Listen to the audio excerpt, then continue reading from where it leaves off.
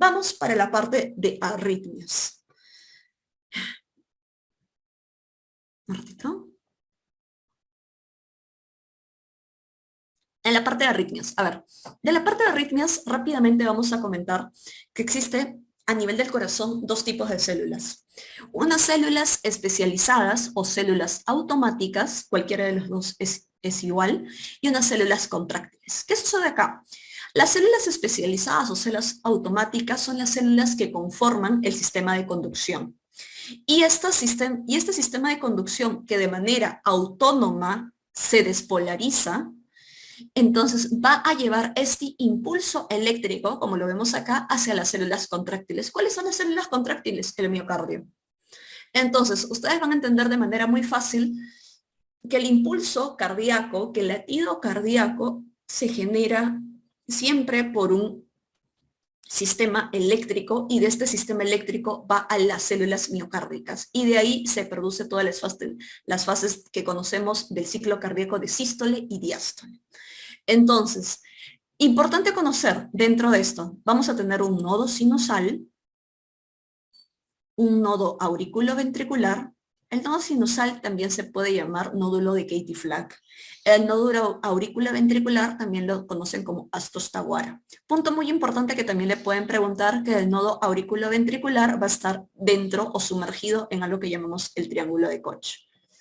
Y del nodo auriculoventricular va a partir el haz de His, una rama derecha hacia el ventrículo derecho y una rama izquierda hacia el ventrículo izquierdo.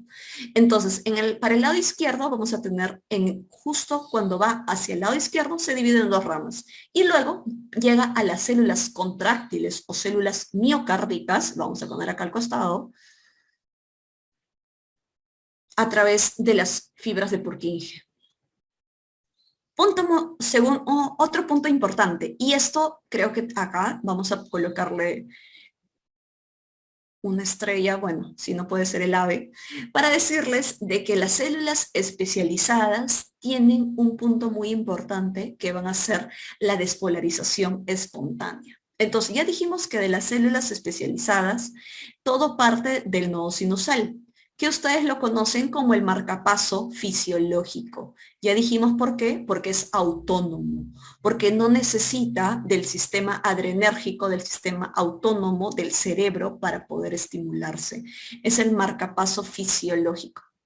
Y segundo punto, así vamos a tener luego que estas células, tanto del nodo sinusal, del nodo auriculoventricular, de las de His y de las fibras Purkinje, que lo mencionamos en el lado izquierdo, todas tienen una despolarización diastólica espontánea. Despolarización diastólica espontánea. ¿Y qué significa eso? Si ustedes se dan cuenta, el potencial de acción de ambas células es distinto. Lo que nos enseñaron a nosotros, a todos nosotros, antes de entrar a la universidad, era el potencial de acción de las células contráctiles o de las células miocárdicas, en las cuales hablábamos de una entrada de sodio, una entrada rápida de sodio, hablábamos también de esta es la fase 0, la fase 1 con la salida de potasio, hablamos de la fase 2 o la fase contráctil de la entrada de calcio, y luego hablábamos de nuevo de una salida de calcio, y con la repolarización. Entonces, esto es lo que siempre conocimos nosotros como el potencial de acción. Pero el potencial de acción de las células especializadas, es decir, de las que ya habíamos comentado, es completamente diferente, si ustedes se dan cuenta. Va a depender mucho en su fase 1 de una entrada no de sodio, sino de calcio. Y justamente luego vamos a tener una salida de potasio, y después de esta salida de potasio vamos a tener una entrada lenta de cationes. Y esta entrada lenta de cationes incluye el sodio, al calcio y al potasio. Esta entrada lenta de cationes se conoce como los canales IF. Lo hace a través de los canales IF. ¿Y por qué es importante esto? Porque esto, cuando llega a un punto umbral, hace de que la célula se vuelva a despolarizar. Entonces, Y eso no lo tienen las células contráctiles. Estos canales IF es propio de las células especializadas. Otro punto que me interesa, que el nódulo sinusal, ¿por qué es el marcapaso fisiológico? Porque la pendiente de este canal de despolarización diastólica espontánea es más alto. Significa que, por ejemplo, es así. Significa que hay más entrada de cationes que hace que se pueda generar la siguiente despolarización. Cuando hablamos del nodo auriculoventricular, su pendiente será más baja. De las de His, su pendiente será más baja y de las fibras Purkinje, su pendiente será mucho más baja. Por eso, una vez que el nodo sinusal no puede actuar por cualquiera sea la causa, vamos a tener que empieza a actuar ¿quién? El nodo auriculoventricular. Y luego ¿quién? Las fibras de Purkinje. Entonces, esto es algo que poco a poco va yendo como que, bueno, ya no pudo actuar el de mayor jerarquía, entre el de menor y el de menor y el de menor jerarquía, y así sucesivamente. Esos canales IF pueden ser estimulados también por el estímulo adrenérgico, tanto por el sistema simpático o por el sistema parasimpático. Y bueno, ya dijimos irrigación, punto importante, otra cosa muy importante.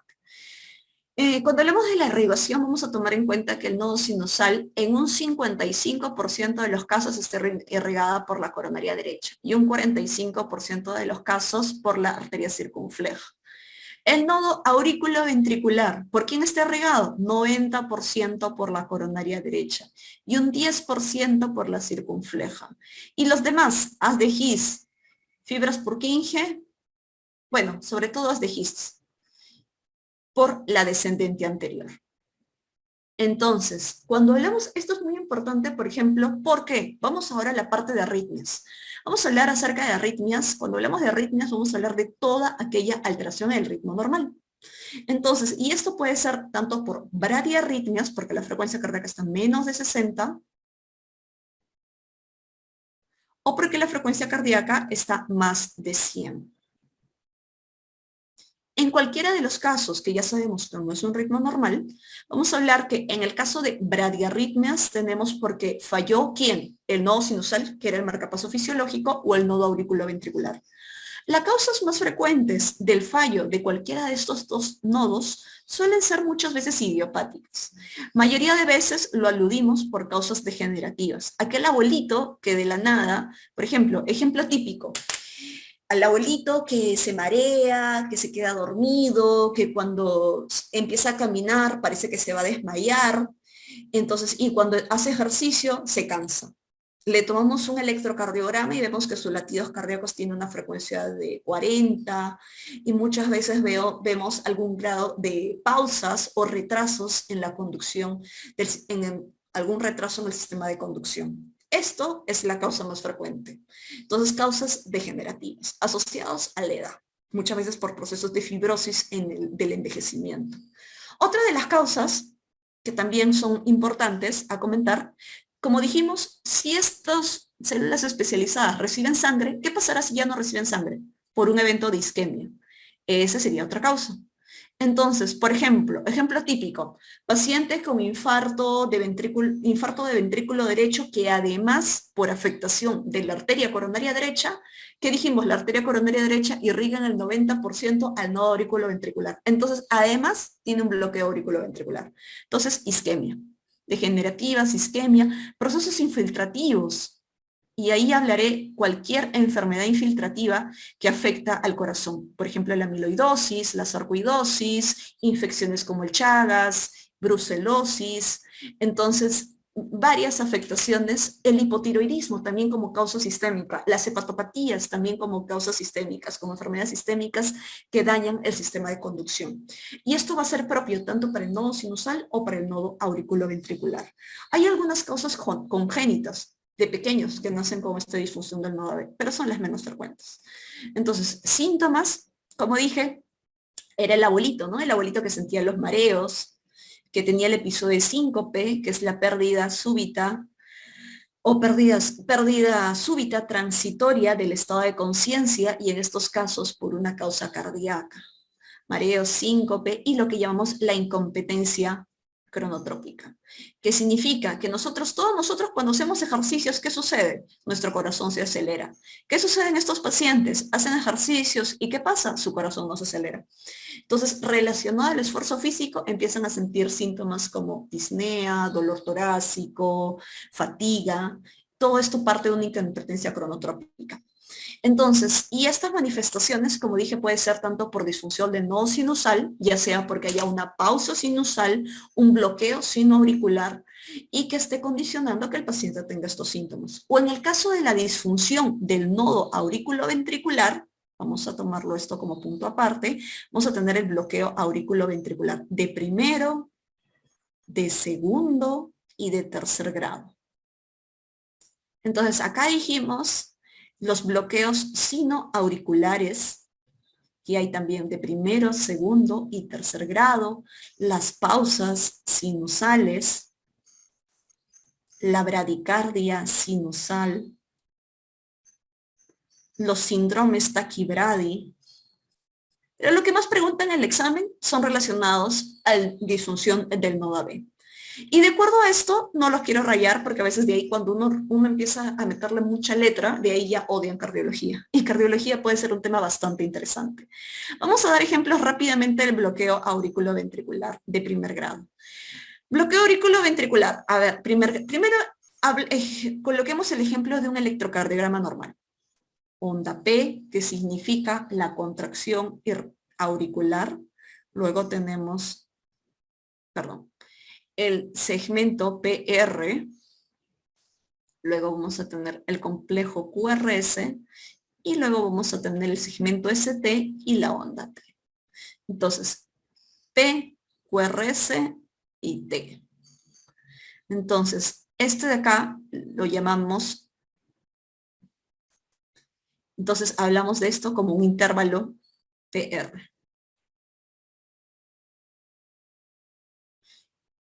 Porque incluye a una onda e incluye al segmento PR. Entonces, de esto de acá diremos que el bloqueo auriculoventricular es cuando tenemos el PR, este intervalo PR, más de 200 milisegundos.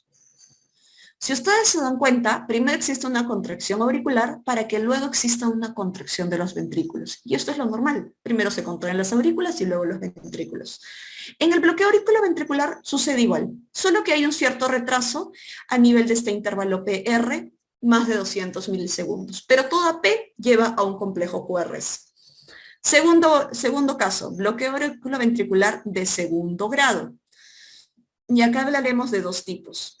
Tipo 1, facilísimo, y tipo 2. O sea, más fácil no acordarse. El tipo 1 además se llama de Wenckebach. Entonces, ¿qué hablamos en el tipo 1? En el tipo 1 vamos a tener que existe una P, un complejo QRS y una onda T.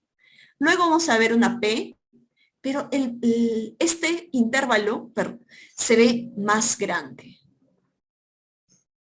Y luego la onda T.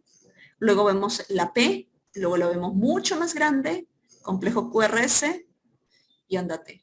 Y luego va a haber una en la cual no se hubo P y de frente hubo un complejo QRS. Entonces, ¿qué es lo que nos dice? Que ha habido un alargamiento progresivo del intervalo PR hasta después desaparecer. Y en segundo lugar, vamos a tener el tipo 2, en el cual tenemos P, QRS, onda T, P, QRS, onda T, todo normal hasta ahí, hasta que de la nada desaparece. ¿Cuál es la diferencia de este otro? Que en este caso, y disculpen acá porque acá salió mal, es difícil dibujar con el lapicero, entonces, pero acá el PR es igual hasta que de la nada, de manera súbita, sin haber un alargamiento progresivo, habrá un complejo QRS sin onda P. Entonces, ¿pero por qué me interesa reconocerlos en tipo 1 y tipo 2? Porque mientras que el tipo 1 es más benigno, el tipo 2 me indica marcapaso. Así de importante. Entonces, y el tipo 3, vamos con el tipo 3. El tipo 3, como dijimos, si siempre tiene que haber PQRS, PQRS, PQRS, porque primero es la contracción auricular y luego es la contracción ventricular, en el bloqueo de tercer grado las P's van por su lado, el QRS va por su lado, ninguna se sigue a la otra, todo hay lo que llamamos la disociación auriculoventricular. Y en ese caso, la indicación es clara y absoluta para la colocación de un marcapaso definitivo. Entonces, no todo, incluso podríamos hablar y decir que no todos los bloqueos de tercer grado van a responder a atropina, que muchas veces cuando estos pacientes llegan a emergencia, porque llegan a emergencia porque se cayeron, se golpearon y tienen, por ejemplo, llegan con un golpe en la cabeza, son evaluados en trauma shock, le toman el monitor, frecuencia cardíaca 30, toman el electro, bloqueo B de tercer grado. Entonces, y algunos tienen un bloqueo de tercer grado con un QRS tan ancho y que muchas veces le baja la presión arterial, porque recordemos que la presión arterial tiene que ver la frecuencia cardíaca. Entonces, si la frecuencia cardíaca está baja, puede que la presión baje. Y no todos estos pacientes van a responder a atropina. Muchos de ellos van a necesitar la colocación de un implante de marcapaso transitorio de emergencia. Entonces, como dijimos, lo más importante en el bloqueo de tercer grado es disociación auriculoventricular. Otra cosa que es importante acá, que les van a preguntar, signo de la rana. Es un signo que van a encontrar en el examen físico de los pacientes con bloqueo de tercer grado. Otro punto muy importante que también vamos a tener, las ondas a cañón. Los bloqueos AB de segundo grado, los tipo 2 y el bloqueo AB de tercer grado son los que sí o sí tienen indicación de marcapaso definitivo. Todos los demás, mientras que muchos de ellos se mantienen asintomáticos, bloqueo AB de primer grado, asintomático, bloqueo AB de segundo grado, MOVITS 1, asintomático, o enfermedades del nodo sinusal asintomáticas, solo requieren observación. Entonces, eso es lo que nos va a pautar el tratamiento. Ahora vamos con la parte de arritmias. Entonces, pero ya vamos a hablar ya no de bradiarritmias, sino de taquiarritmias. Cuando hablamos de taquiarritmias, lo más importante es tener que diferenciar en dos cosas. Taquiarritmias QRS estrecho y QRS ancho. ¿Cómo lo diferencio? Por el ancho del QRS. Si es QRS estrecho, va a ser menos de 120 milisegundos. Y si es QRS ancho, va a ser QRS más de 120 milisegundos. ¿Y por qué es importante eso? En el caso clínico, ustedes le van a poner taquicardia, QRS estrecho irregular. Con eso ya el examen es muchas veces puntual y les va a arrojar a un diagnóstico específico. Entonces, si por ejemplo les dicen taquicardia, QRS estrecho, en la mayoría de los casos es porque su origen es supraventricular. ¿Qué significa eso? Que su origen es en las aurículas. En la mayoría de los casos. Y si tenemos taquicardia QRS ancho, la mayoría, y resalto el nombre, la mayoría van a ser ventriculares. ¿Por qué? Porque su origen va a ser a nivel de los ventrículos. Entonces, esto es de manera fácil y de manera sencilla para entender dónde está el origen de la arritmia. Porque de acuerdo al origen de la arritmia, yo doy muchas veces el tratamiento. Y sabemos más o menos cuál es el tratamiento a largo plazo que va a tener que necesitar este paciente. De ahí, dentro de taquicardia QRS estrecho ya dijimos, la mayoría es supraventricular. ¿Les van a decir RR regular o RR irregular? ¿Qué es eso? Entonces, ustedes cuando ven un electrocardiograma tienen que ver el complejo QRS. Y cuando ven el complejo QRS, si este guarda una regularidad, es decir, es prácticamente constante uno con el otro, hablaremos de RR regular.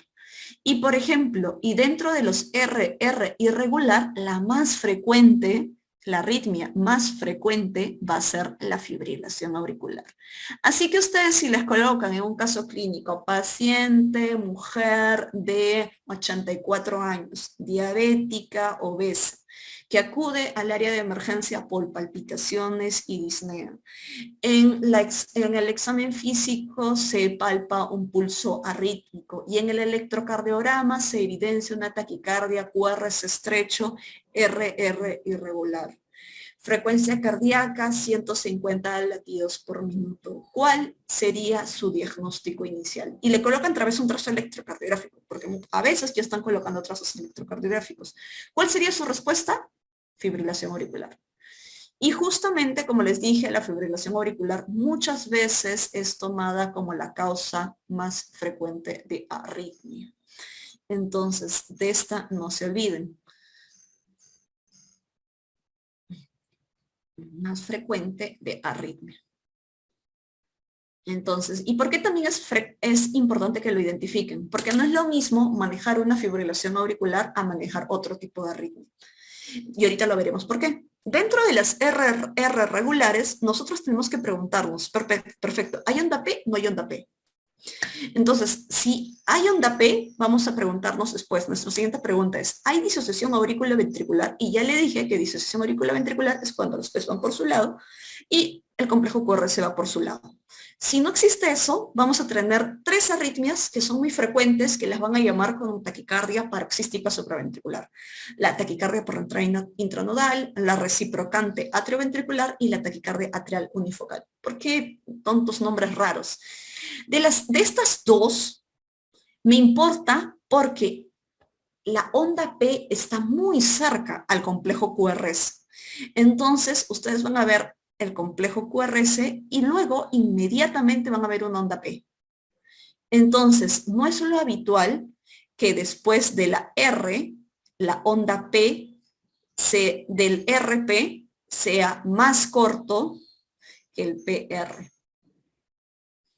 Entonces, esta onda P está prácticamente muy cerca al complejo QRS, incluso antes que la onda T. Entonces, esto es lo característico de estos dos tipos de arritmias. ¿Y por qué me interesa identificar esta onda P que está tan cerca al complejo QRS? Porque estas terminan con adenosina. Entonces, y ceden de manera súbita, con adenosina 6 miligramos. Ustedes le colocan adenosina y todos estos dos tipos de arritmias paran inmediatamente. Así de importantes son. Entonces, ahorita vamos a ver en el ejemplo en los electrocardiogramas. Las reciprocantes auriculoventriculares, ahí podemos hablar que muchas de ellas se hablan de vías accesorias. Y creo que, por ejemplo, cuando hablamos de vías accesorias, vamos a recordar nodo sinusal, nodo auriculoventricular. Vamos a recordar que dentro de esto se comunican del nodo sinusal al nodo auriculoventricular, pero en una vía accesoria significa que existe una vía alterna por la cual está llegando la conducción al nodo auriculoventricular, que muchas veces esta vía alterna está a nivel de las células miocárdicas. Y esto es una vía accesoria. La vía accesoria más frecuente y más preguntada es la vía accesoria de Kent, cuando tenemos los pacientes con síndrome de Wolff, Parkinson, White.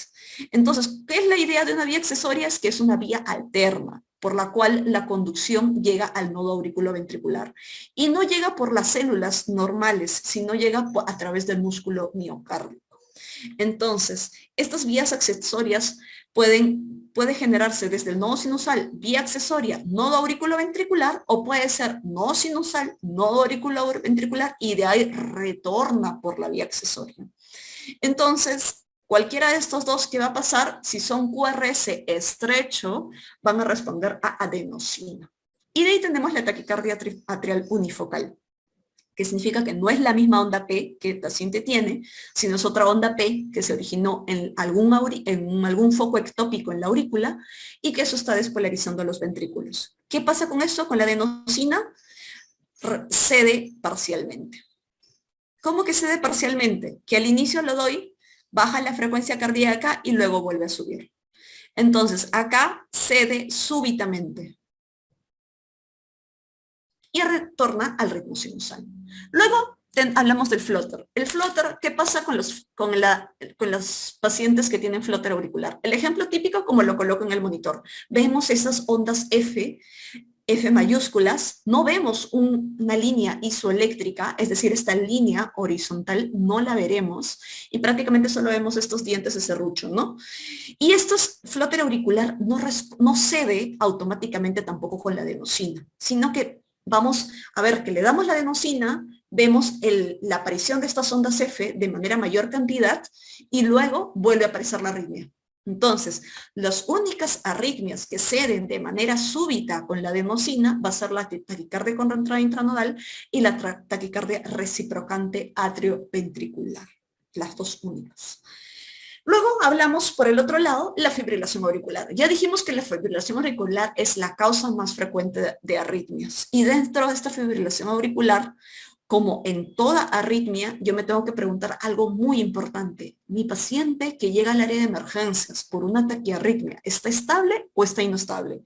Y esta es la pregunta más importante que yo me tengo que hacer antes de irme a decir si es QRS ancho, QRS estrecho o lo que fuere.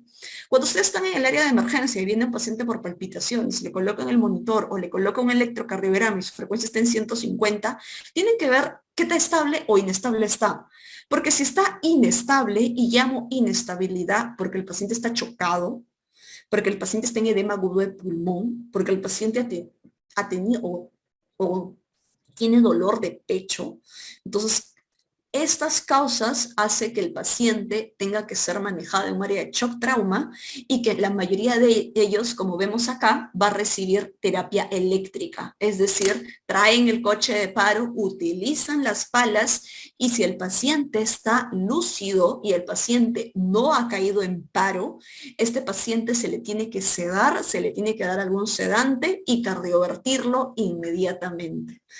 La cardioversión eléctrica es sincronizada porque yo me voy a sincronizar con el complejo QRS para poder regresar a este paciente a una frecuencia cardíaca normal y sacarlo de esta taquiarritmia que lo está inestabilizando. Si por el contrario, este paciente no está inestable, sino está estable, y sobre todo en el contexto de fibrilación auricular, yo me tengo que preguntar dos cosas.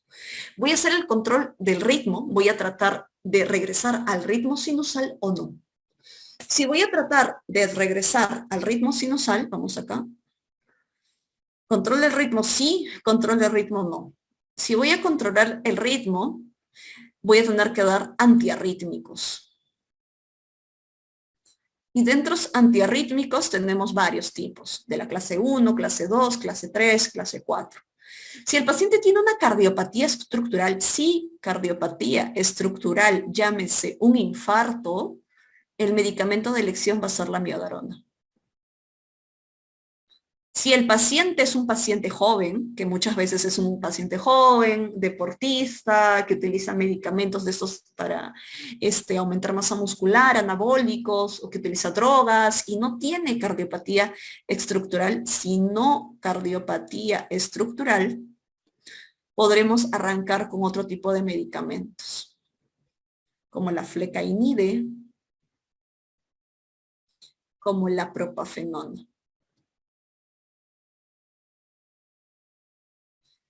El sotalol es uno de los medicamentos también antiarrítmicos de la clase 3 que lo podemos utilizar en el área de emergencia, aquellos pacientes con fibrilación auricular, e incluso son más rápidos que la miodarona. Si yo no voy a hacer el control del ritmo, porque el paciente, si bien está con fibrilación auricular, pero tiene una frecuencia cardíaca de 120, está estable, llega tranquilo, presión bien, no le molesta nada, ya le se dieron los síntomas. Yo digo, bueno, no le voy a dar antiarrítmicos, no sé si tiene o no tiene cardiopatía estructural, solo le voy a bajar la frecuencia. Entonces, al bajarle la frecuencia se llaman medicamentos controladores de la frecuencia, solo voy a bajar la frecuencia cardíaca. Y dentro de estos medicamentos, ¿cuál tenemos? Tenemos a los betabloqueantes, tenemos a los calcioantagonistas y tenemos a la digoxina. Ahora, dentro de estos medicamentos, ¿qué cosa tengo que recordar? Los calcioantagonistas, y pongo CCB porque ya no me canso despacio, están contraindicados en los pacientes con fracción de eyección baja. Llámese baja por debajo del 50%. No. Y en los pacientes con fracción de eyección baja tengo que tener cautela de utilizar los betabloqueantes, sobre todo en la fase aguda. Sobre todo en la fase aguda, porque esos pacientes con el betabloqueante rápidamente se puede congestionar. No es que no los puedo utilizar, sí, están indicados, podemos utilizarlos, pero tenemos que tener ese cuidado. La dioxina también es otro medicamento que utilizamos en los pacientes con falla cardíaca reducida, que tienen fibrilación auricular, y sobre todo en el control ambulatorio. De ahí, por otra parte, en la fibrilación auricular, que es la arritmia más frecuente, como dije, una pregunta que me haré es, ¿voy a controlar el ritmo? ¿Lo voy a retornar al ritmo sinusal o no? Y en el otro caso me voy a preguntar, ¿voy a evitar tengo que evitar los eventos embólicos. La fibrilación auricular es la arritmia más frecuente, pero porque existen focos ectópicos, focos anormales a nivel de ambas aurículas. Y estos focos anormales, desordenados en ambas aurículas, hace que se genere una éstasis de sangre. La sangre se deposita y pueden formar coágulos. Estos fenómenos de coágulos pueden migrar a otro lado, lo que llamamos eventos cardioembólicos. Y estos eventos cardioembólicos, el lugar más frecuente suele ser el cerebro. Entonces, cuando yo tengo un paciente con fibrilación auricular, tengo que preguntarme cuál es su riesgo cardioembólico. Y este riesgo cardioembólico lo van a dar ustedes por el CHA2-VASc. ¿Y qué significa CHA2-VASc? C de insuficiencia cardíaca. Y no determinado por la fracción de eyección, sino por los signos y síntomas. La H de hipertensión. La A de la edad, age, más de 65. D de diabetes mellitus. S de stroke. La B de haber tenido un evento vascular, ya sea un infarto de miocardio, una enfermedad arterial periférica, alguna enfermedad, aterosclerosis a nivel de alguna arteria periférica. La A también es de edad, pero más de 75. Y la S es de sexo, mujeres. Entonces todos los puntos me dan 1, salvo el de stroke y salvo el de edad más de 75. Todos los demás me dan 1. ¿Y qué es lo que me importa de eso? Que si tiene mayor o igual a 2, los pacientes tienen que ir a anticoagulantes. Si los pacientes tienen menos de 2, es decir, 0 o 1, la decisión del anticoagulante tiene que ser en los 1, usualmente yo discuto la posibilidad de anticoagulante, lo discuto. Pero en los de 0, no les doy nada. Aspirina, no, la aspirina ya está contraindicada en los pacientes con fibrilación auricular. Seguimos. A ver, vamos avanzando. Siguiente. Siguiente. Zoom.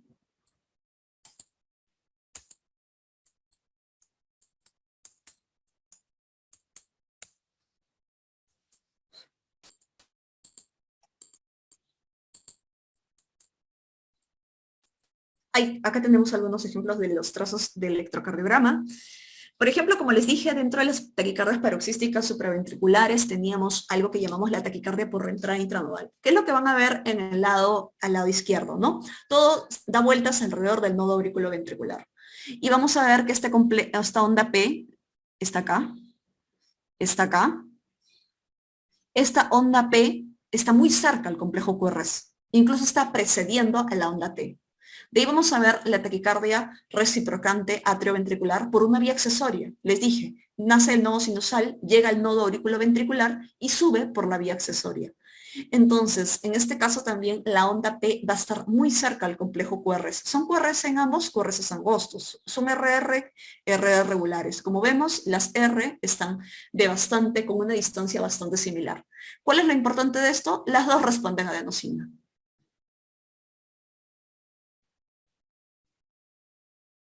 ¿Cuánto? Adenosina 6 miligramos.